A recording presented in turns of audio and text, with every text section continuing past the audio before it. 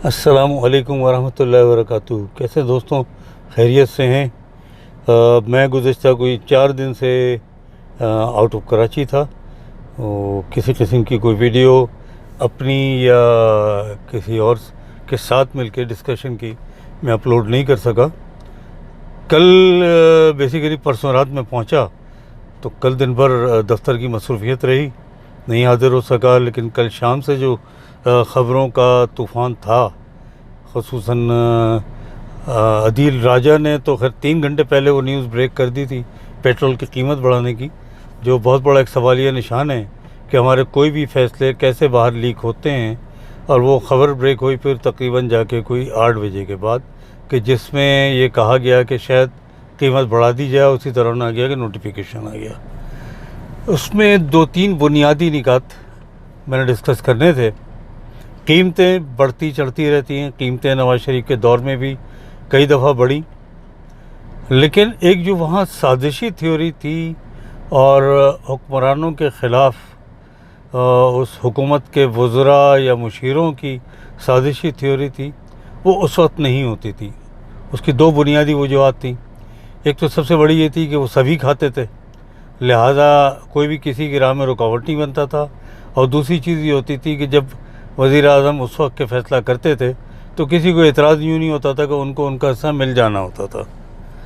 मौजूदा दौर हुकूमत में करप्शन ख़त्म नहीं हुई, और उसके करप्शन के ख़त्म ना होने की वजह यह है कि जो हमारे यहाँ माफियाज़ हैं, माफियाज़ किसी तरह सरेंडर करने को तैयार नहीं है, क्योंकि उनके मुँह को खून लग चुका है। कल के तनाजुर में मैं जाऊँगा तकरीबन कोई 27 दिन पहले, जब मज़ीद 7 रुपये पेट्रोल की कीमत कम की गई, और वो भी वज़ीर आज़म ने शायद अपने ट्वीट में इत्तला दी थी।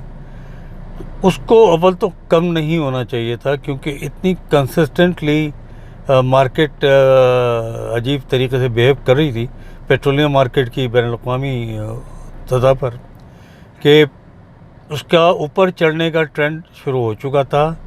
लॉकडाउन में इसलिए नीचे आई थी कि बायर्स नहीं थे। अब जब लॉकडाउन तमाम यूरोपीय ममालिक ने ख़त्म कर दिया या इतना ईज़ कर दिया कि वो कहते हैं कि हम कारोबार को बंद नहीं कर सकते, मज़ीद नुकसान नहीं बर्दाश्त कर सकते, तो ये तो आवाम को भी समझ आ जानी चाहिए थी, और हमारे हुक्मरानों को तो यकीनन समझ होगी कि इस प्राइसेस ने ऊपर जाना है, और वो ऊपर तेज़ी से जाना शुरू हुई। कुछ हल्कों का कहना है कि तकरीबन वो 120% से ज़्यादा ऊपर बढ़ गई। मान लिया 120% से बढ़ गई। मेरा सिर्फ सवाल ये था कि एक 26 तारीख को कौन सी ऐसी मुश्किल आ गई थी कि उसको आप, जो एक रिवायती तरीक़ा होता है कि महीने की आखिरी तारीख को ओगरा समरी भेजता है, और आखिरी तारीख से एक दिन पहले भेजता है, और उसको डिस्कस किया जाता है, और उसके बाद वज़ीर आज़म उसकी मंजूरी देते हैं। इस केस में ओगरा ने, काबीना के अरकान ये बता रहे हैं कि ओगरा ने या किसी भी मिनिस्ट्री ने ये काबीना में नहीं भेजा गया है, और काबीने का इजलास भी कोई बहुत पुरानी बात नहीं है, 4 दिन पहले ही हुआ है, 3 दिन पहले बल्कि, तो वो उसमें डिस्कस नहीं हुआ, और अचानक 26 तारीख को ऐलान हो गया। इसमें अभी मैं देख रहा था पीटीआई का जो ऑफिशियल हैंडल है ट्विटर पे, वो इसकी हिमायत में दलीलें दे रहा है कि जी दुनिया में इतने फ़ीसद वहाँ बढ़ गई, इतने फ़ीसद वहाँ बढ़ गई। बिल्कुल बढ़ गई, आप बढ़ाइए। अव्वल तो आपको 7% घटानी नहीं चाहिए थी। दूसरी चीज़, जब बढ़ाई है तो भाई आपको 5 दिन में, 4 दिन में कितना शदीद नुकसान हो जाता, कोई ऐसी चीज़ हो जाती बैठ के। मुझे जो इस वक्त सूरत हाल नज़र आ रही है, परसों खान साहब आए थे, बहुत अच्छा लगा, बड़ी पुरएतमाद तकरीर थी उनकी, और उन्होंने दलीलें दी, और दलीलें देकर उन्होंने फिर उस मामले को रैप अप किया था। तकरीबन ऑलमोस्ट 87-88 मिनट की वो तकरीर थी। दलीलें देना बहुत अच्छी चीज़ होती है, और लोग मुतमईन भी होते हैं, लेकिन क्या माफिया से हम जान छुड़ा सकेंगे? नदीम बाबर, मैं किसी पे बहतान नहीं लगाना चाह रहा, उनके मुशीर पेट्रोलियम है, वो तो खान साहब को मुशीरों की जो फ़ौज ज़फ़र मौज है उसको कम करना चाहिए। काबीना के हर हफ्ते इजलास होते हैं, और उस इजलास की फौरी तौर पर ख़बर लीक होती है। मुझे नहीं पता कि ये पीटीआई की कोई मीडिया पॉलिसी का हिस्सा है कि ख़बर लीक की जाए, या कोई वज़ीर शैतानी करता है, मैं इसके मुतालिक कोई राय नहीं दे सकता, लेकिन ये एक अच्छा अमल नहीं है कि फौरी तौर पर ख़बर बाहर आ जाए और ऑफिशियल हैंड आउट आने से पहले आ जाए। तो बहरहाल इन मामलात को देखने के लिए बहुत ज़रूरी है कि खान साहब एक ड्रास्टिक चेंजेस लें, ड्रास्टिक स्टेप लें। ठीक है, माशाल्लाह उनकी उम्र अब इतनी है कि वो एक अपोजिशन में जाके दोबारा रिस्क नहीं ले सकते कि बने बैठ के, लेकिन डिलीवरी और बैड गवर्नेंस ये बहुत बड़ा इशू बन रहा है। मैं ये नहीं कहता कि खान साहब का तो मैं ख़ुद सबसे बड़ा उनका वकील हूँ और उनके लिए वकालत करता हूँ, करता रहूँगा। उनके नेक नामी, उनकी सलाहियतों से इनकार नहीं है, लेकिन उनकी मजबूरी अगर ये थी कि भाई ये एक कोalition गवर्नमेंट बने, उससे बहुत देखभाल के फ़ैसले करने चाहिए थे। बहुत अच्छा किया इक़्तिदार में आए बगैर आप कोई चीज़ इस्लाह नहीं कर सकते। आपको ये आइडिया हो जाना चाहिए था कि सिर्फ ये नहीं कि पानामा में एक अदालत ने अच्छा फ़ैसला दे दिया, बाकी भी अदलिया उसी तरह बाइस है जैसे पहले थी। फ़र्क इतना था कि अदलिया उसके फेवर में फ़ैसले ज़्यादा देती थी जब कि जो हुक्मरान लोग थे या जो अहले सरवत लोग थे। अदलिया आज वो फेवर में फ़ैसले दे रही है जो आज हुक्मरान नहीं रहे। अहले सरवत आज भी उनके हक़ में फ़ैसले जाते हैं, गरीबों को इंसाफ नहीं मिलता। अगर वो जो आगा इफ्तिखार ने बात की है उसको लेके चलें तो ये कोई बहुत गलत बात नहीं की उसने।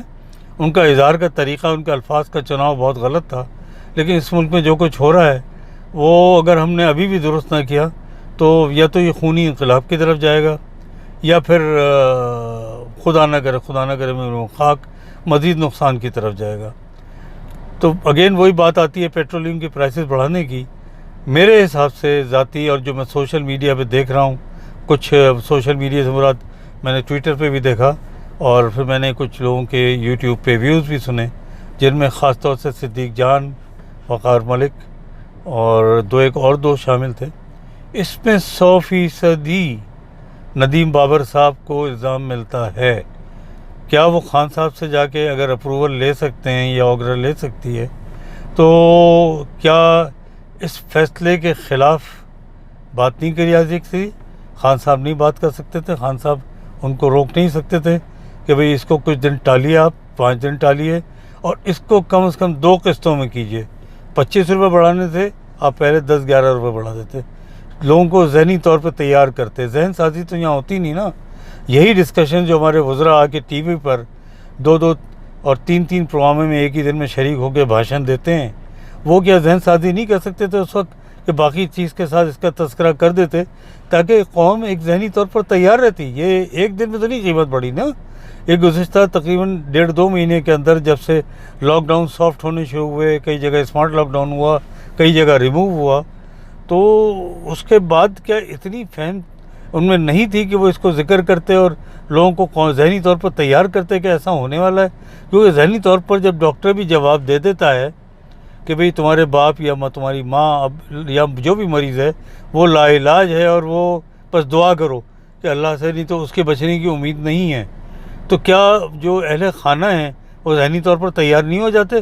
रोते वो ज़रूर हैं उनके जाने पे, किसी को नहीं होता कि उनके वालिदैन या उनके जो करीबी लोग हैं वो दुनिया से जाएं, लेकिन वो उतना बड़ा झटका नहीं होता जितना बड़ा झटका अचानक किसी के हार्ट फेल से मरने से होता है। तो मेरी दरख्वास्त ये है इमरान खान साहब से कि खुदा के वास्ते आपके सपोर्टर्स आपके लिए लड़ रहे हैं सोशल मीडिया पे। हमने हर एक को अपना मुखालिफ कर लिया है, लेकिन हमारे अमल में जो रुकावट है वो बुनियादी तौर पर अदलिया है। वो हमारी कमज़ोर प्रोसिक्यूशन होती है उस अदलिया में। मीडिया को हमने दुश्मन बना लिया। तो ये सोच लें, जहाँ आपकी टीम 100% आपके साथ ना हो, वहाँ सबसे दुश्मनागी आप ही को नुकसान देगी। आपकी मीडिया ने तो फिर लड्डू खाने कहीं चले जाना है और आपके जो मुशीरान हैं वो तो अपना टिश्यू पेपर से मुंह पोंछेंगे, फ़्लाइट लेंगे और वो अगली किसी डेस्टिनेशन पे चले जाएंगे। तो बहरहाल मेरी तो जो सोच है वो यही है कि जी इस मामले पे बहुत ज़्यादा गलती और जल्दबाजी की गई है। अपना ख्याल रखिएगा, अपनी राय मुझे ज़रूर दीजिएगा। अस्सलामु अलैकुम वरहमतुल्लाहि वबरकातुहू।